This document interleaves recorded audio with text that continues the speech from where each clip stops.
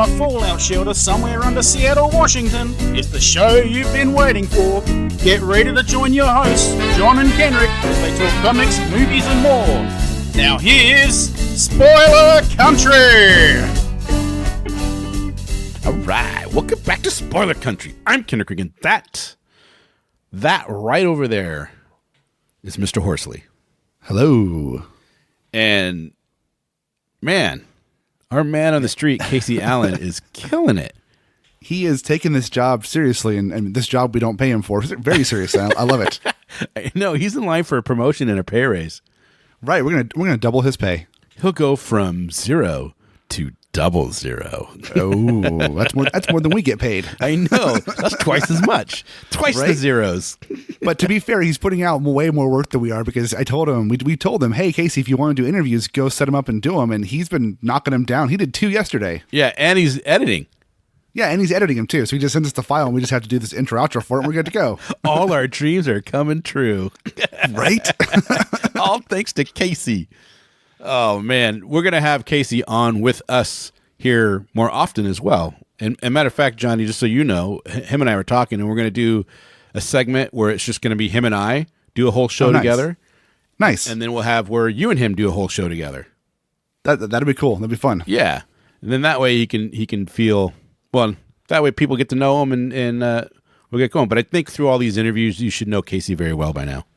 Yeah, Casey's a really cool guy, and he's I mean, the amount of stepping up he's done to help us out in our time of need of being super busy with life and work has been a godsend to keep the show going right now. And he was like our first fanboy. He really was. He was our first fan, and now he's on the show. Yeah, it's kind of funny. Yeah. But yeah, he's been doing some interviews with Kickstarter people, with webcomic people, with industry people. It's been awesome. Yeah. I mean, he had a great interview with Jimmy Palmiotti which was for Painkiller Jane. That was amazing. Yep, he talked to Carl Kessel for Impossible Jones. Yep. And the hits keep on coming. But today, he gets to talk to the creators of Briar World. Yes, he does. How familiar are you with Briar World? Not at all. I hadn't heard about it until Casey sent me a link to it, and I checked it out, and I rather enjoyed it. Oh, cool. And they have a rather large following, actually. From what I understand, they have a following of people who love them. I mean, the artwork's great. The story was great. I enjoyed what I read of it. So that's, it's saying, I mean, I don't do much webcomics these days because I don't have time for them. But, if Casey's going to interview somebody, I'm going to take a look at it, if he sends it to me ahead of time. And I enjoyed it when I was looking at it. So it's good stuff. It's good stuff. I enjoyed it when I was looking at it. Well, I mean, I did not enjoy it. You're like, oh, what the hell was that? Right. When I didn't enjoy, when I wasn't looking at it, I didn't enjoy it because I wasn't seeing it anymore. Right. But when I saw it, it was great. I gotta check it out. You need to send me the link because I want to read it. Yeah. I'm trying not to sound condescending here about it because I really did enjoy it when I was reading it. Right. No, I get you. I'm just giving you shit because you always sound condescending whether you try or not. I know. It's just my tone. I'm always an asshole. Yeah. Northwest chic. So, well, let's hear Casey talk with the creators of Briar World, Wendy Muldon, and Derek. I apologize if I totally shatter your last name, but Derek Künsken. There you go. Today on the roundup, we have Derek Künsken and Wendy Muldon, and they're going to talk about their new webcomic, Briar World. Derek, Wendy, welcome to the show. Thank you. Glad to be here. So much. Derek, you have quite a bit of writing under your belt already. Is this your first comics project? My first, so I've been a prose writer since I was about 15 and trying to write novels and short stories. And I started getting some success about 12 years ago. But I've always wanted to write comics, and I think I never pursued it because I didn't know how to get in. And Wendy and I were introduced by a mutual friend a while ago, and Wendy was the co-creator of the first work of comics that I ever had published. Oh, cool. And where was that published at?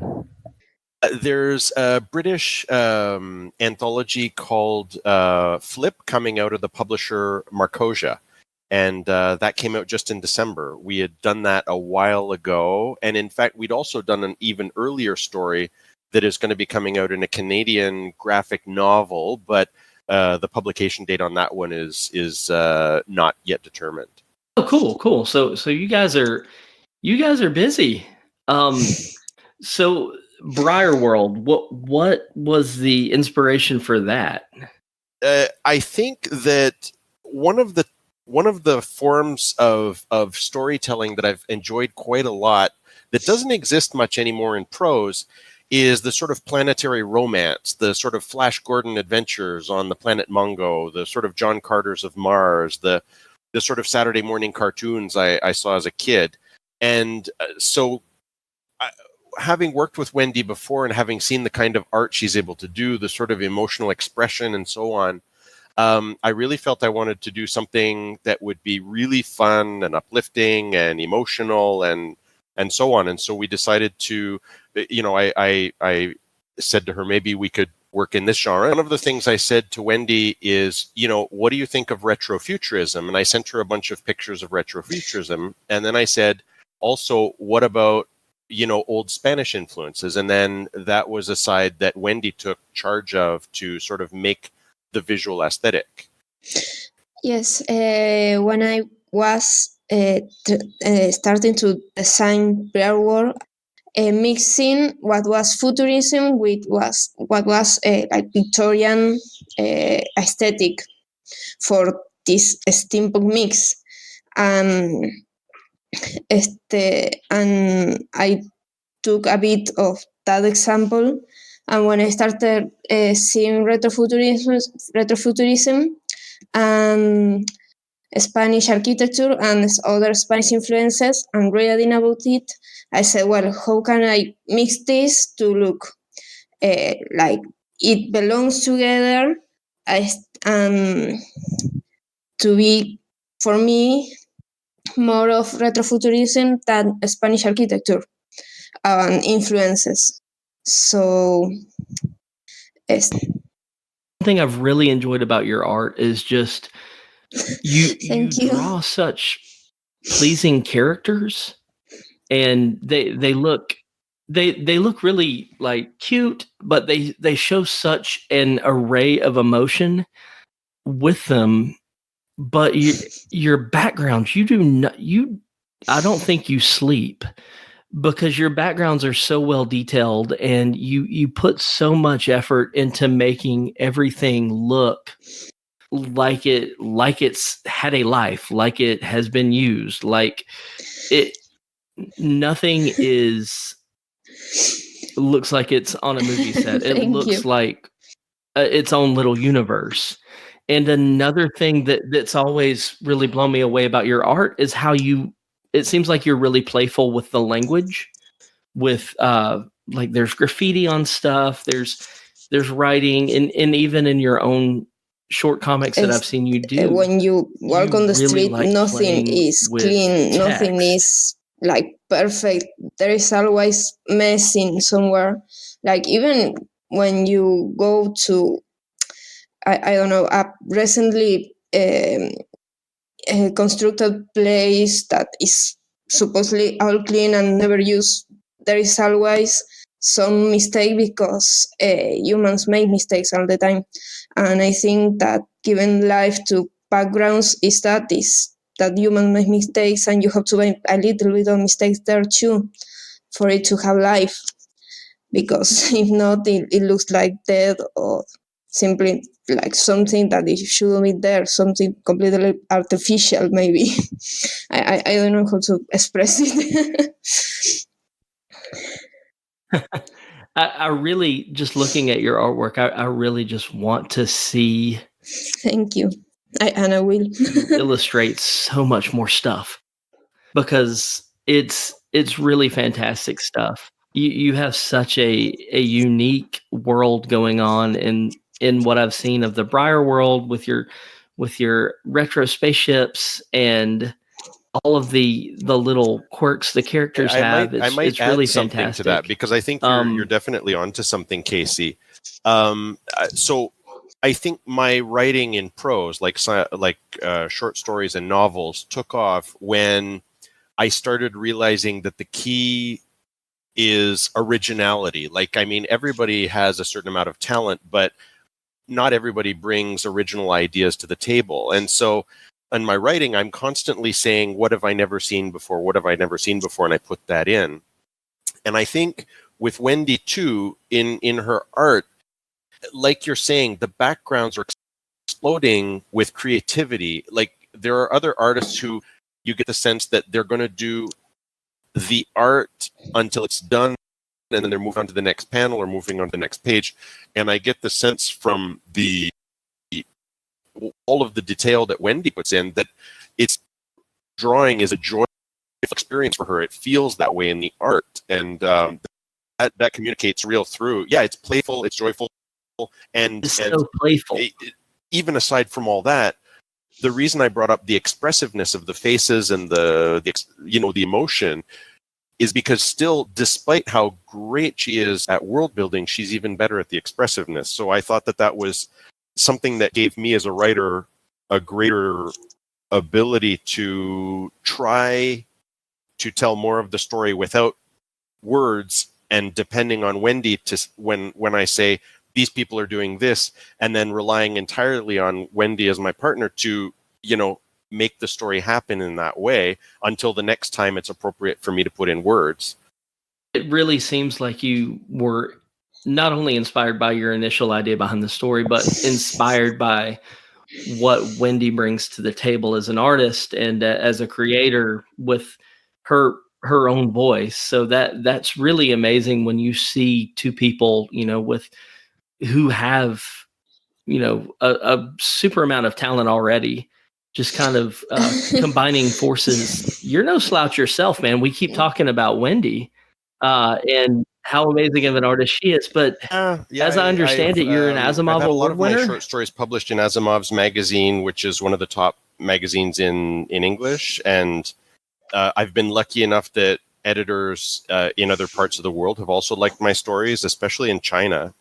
So, for example, I've just been invited to go back to China at the end of May as the guest of honor at a conference, and so that's exciting. I'm one of 5 or 6 Western authors who will be there, and they're flying me around the world, and it's exciting. And in fact, I'm going to go promote Briar World while I'm there, just because Webtoons has such a strong Asian presence that I want to try and see if I can pass out postcards that Wendy and I are going to work on and see if people check it out.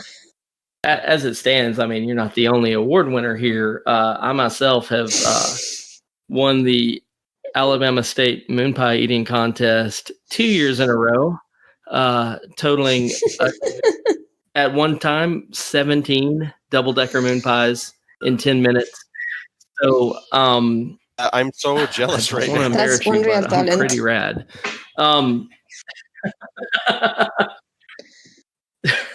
So Derek, how long have you been? How long have you been writing professionally? My first short story sale in 2006 into a small press magazine, but then my second publication was in Asimov's, which is a professional magazine, and that was 2008. So I consider it since 2008, and in 2015, I finally landed an agent. And she sold my first novel to various publishers in 2016. Since then I've had my first novel come out. My second one is already actually out in China and will be out in English later on this year. So yeah, it's been about 11 years, I guess. That's awesome. I was recently reading about your The Quantum Magician. I had wanted to do a heist story. story. And at the same time, I wanted to take a look at the way humanity could evolve in the next 500 years now that we've got a lot more control over, being able to change genes and stuff. And there's so many unintended consequences, I think, that are going to happen, that it was a fun novel to write for the heist stuff and for the characters, but at the same time for the sort of philosophical and cultural look at what's going to happen now that we can change the DNA of our own children. Oh yeah. Posthumanism. I mean, that's a fascinating subject in and of itself. Oh my goodness. And the implications of that. is kind of scary. So, but yeah, it's really fascinating stuff. So, awesome. So you're going to be talking about Briar World in China.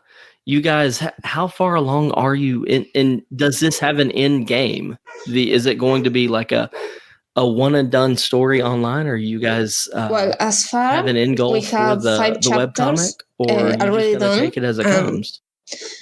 around 40 page of a script already written, so I have a lot to write. If we wanted to end it sooner, I think I have an idea in mind how I want it to end. One of the things that I wanted to do with Wendy was to just work with somebody this creative on a project and see what we can do, and at the same time try and build a portfolio where both of us can show it to editors who may hire and say, look, and this is what we can do.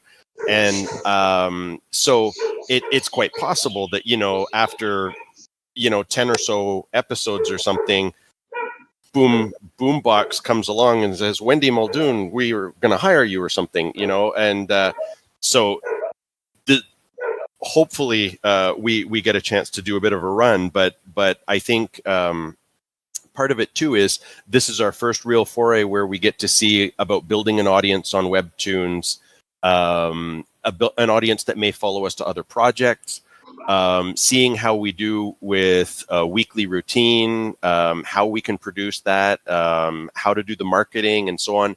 It's a lot of experimentation for me because this is the first time I've done a lot of these things. I've done them for novels, but not necessarily for comics. And so it's a bit different and it's a lot to learn, but it's all exciting to learn. And I'm really happy that Wendy is the one who's walking through this challenge with me. I don't think anyone could have gotten a better person to do this project with, because Wendy really has brings a lot to the table, and has such a creative voice with her artwork. And I've seen some of the pages that she's done outside of Briar World that I read the script and then I've seen the artwork, and oh my gosh, she adds so much, just different little things that add to such a greater picture than you could have imagined. So, I mean, getting Wendy on a project like this, I mean, you're batting 1,000. Thanks. If you want to talk baseball. So, Wendy, do you have what medium do you prefer to use always when you do your artwork? and ink traditionally. I think it's because I got a tablet like really late in my artistic development that I never got really used to ink on the tablet, pardon. And I know there are so many people that say it's like more comfortable if you're making webcomics to ink with the tablet, but I never got used to, and I draw and ink more faster traditionally than with the computer. But I do color with the computer like really well. Well, not well, but I mean, I feel comfortable coloring with the computer, so there's that. I really like watercolor, but sorry. I've always loved your colors, by the way. Thank you. I've always no, you're good. I've always loved your colors. You always have just such a good. You can bring such a mood to a piece with your colors, and you always seem to have a good just a good intuition as to how to utilize that stuff. The color palette for Briar World is also a little bit taken from retrofuturist piece that then Derek passed me and I saw. There is that too. Well, Wendy, Derek, is there anything else you guys would like to add before we wrap this up? If any of your listeners want to check out Briar World, it's on Webtoons, and we're dropping the second episode tomorrow, and we're going to be doing this every Tuesday, a new episode. And if you have any comments, please leave any. It's always free to read, so please check it out. That's awesome. And are you guys eventually hoping to go to print with what you have? We actually adapted to print pages from Briar World to the Webtoon format. So we hope that one day we get to make a book out of Briar World. That's awesome. That's awesome. There's a number of ways to do it. I've seen a number of Webtoons, not Webtoons, but webcomics that have eventually been picked up, let's say, by something like IDW or Image. I don't know if we're going to be batting there, but that's a way to do it. There's also Scholastic. There's and that way you get into bookstores and libraries. There's European publishers. Oh, they are. They are killing it right now. Oh my God, Scholastic they're making all the money when it comes to. I think there's a certain myopia when it comes in to the printed comic comics industry, and they say, Batman is selling only 100,000, issues per month, and the whole thing's going down. But people completely ignore, the Squirrel Girls of the world that are, getting out into the libraries and the Barnes and Nobles, and there are so many people who are buying that. It's crazy. And even if we don't necessarily get a publisher, once you have a work, I've seen some webcomics that have got either through Patreon or other means or just a web store a way to sell the works once you've got enough people who are following. So there's lots of ways to do this. Yeah, that's awesome. And I mean, the content is amazing. So you guys will certainly find somewhere to get to print if that's what you guys choose to do. And I would love to see it on my bookshelf one day because it really is phenomenal. So Derek, Wendy, thank you again for talking to me about Briar World. Thank you for inviting us. I'm sure I'll talk to you guys again this was soon. a lot of fun. Well, you guys check out Briar World. It is at Webtoons. Wendy Muldon is on Twitter and Instagram, finally. And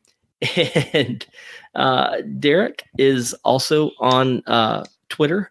And find his Quantum Magician. It is on Amazon, among other places. And check out Briar World. All right, we're back. We are back. We had an interview with the two people, and we weren't on it. But it was fun. I know, it's kind of awesome. I mean, I'm not going to lie. It is kind of great saying, hey, Casey, can you do an interview for me? And he goes and does it, or he picks them out and sends us files, and we can just get to talk about it. And we also get to focus on doing other stuff for the show, which is really cool. Yeah, well, and plus, Casey has a different approach. He does. It's a different approach to it, and it adds a little variance to the show. Yeah, I always feel like he should be sitting back in a large comfy chair with the glass of bourbon. Yeah. Just sipping back, going over things and laughing and having a good time. I mean, but I can't wait, because after hearing Wendy and Derek talk, I can't wait to go and actually read Briar World.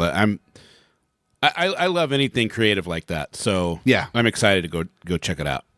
I'm always happy to jump into anyone's creative world and kind of see where they go from. You expect when it turns out to be something that's enjoyable, it makes it even better. Yeah. Well, in the show notes will be links to Wendy and Derek's webcomic Briar World. You guys go check it out and support them. They're doing some cool work, man. And obviously you just heard they're cool. They're a couple of cool cats. So let's check out what they got. Work. And if you want to check out, hold on, before you say that, if you want to check out Casey outside of the show, check him out over on the Comic Jam. That's where he hangs out. Yeah, the Comic Jam is a cool thing where they take artists and writers that won't always work together, but then they kind of jam them together for a 1-page comic. Yep, and I have participated in 3 of those, and only one of them ever got published because the other 2 were crap. Oh. Well, and by crap, I mean they didn't get finished. They never got done. I only finished one. Must have been the artist. Well, no, the one that got published was the one that I drew. The ones that I wrote didn't get finished. Oh, nice. That's funny. So it was the artist. Well, there you guys go. Go check out the Comic Jam. Check out Briar World from Wendy and Derek. And you know what? I think that's the end of this show. That is the show. Check us out everywhere podcasts go. Hit us up on Twitter, Facebook, on Tumblr, all the social on media Grindr, on platforms. Tinder, whatever. We're everywhere. We're everywhere. Don't we have voicemail? We have voicemail too. It is 707-656-2080. One more time, 707-656-2080. Call, leave us a voicemail, tell us what you thought of Briar World, tell us what you think of Casey, and if you want him to keep going on the show or not. His life is in your hands. His job that pays absolutely nothing is in your hands. That's right. I mean, it's really not, but you can think that if you want to. Yeah. All right. Anyways, open the mind. Read more. Oh, God, it's so weird.